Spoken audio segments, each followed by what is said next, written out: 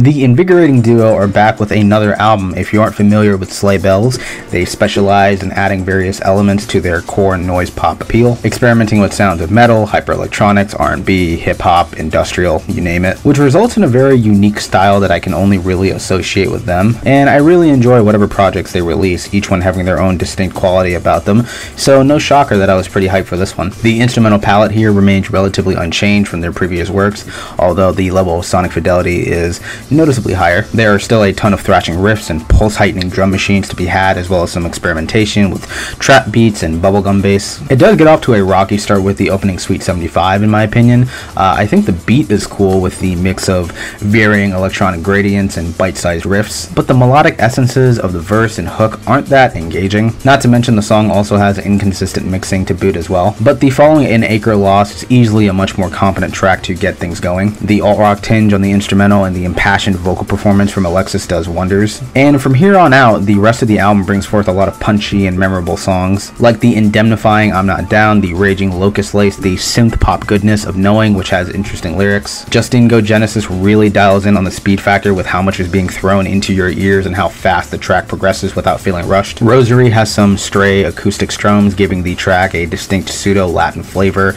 beneath the spotlight amplified vocals. True Seekers has warped and deepening electronic textures and also sports an abrasively loving attitude about it that I really like. And I think they saved the best for last with Hummingbird Bomb, because I think this is the most cutting edge song here. Breathy, bubbling, and futuristic drum machine insanity to the frantic and thrashing riffs and open-aired passages. I just can't get enough of it. There were some songs that I didn't find all that memorable, like Tennessee Tips. I think the rustic riffs they try to go for don't sound particularly great, and I think the vocal payoff at the end is underwhelming too. I also think while Red Flag Flies has some good qualities about it, like the multi-layered guitar tones and direct vocals, it never comes together for me. As I listen to it over and over, there's not much here outside of the harsh and rhythmic noise that it produces. I will also say that the album displays a great sense of melody. However, I feel like the duo are super eager to flaunt that in regards to how many times you hear a hook during a song. It's like eating your favorite food, but you're eating it so fast that you can't savor any of the flavor. I love a lot of the choruses across the track listing, but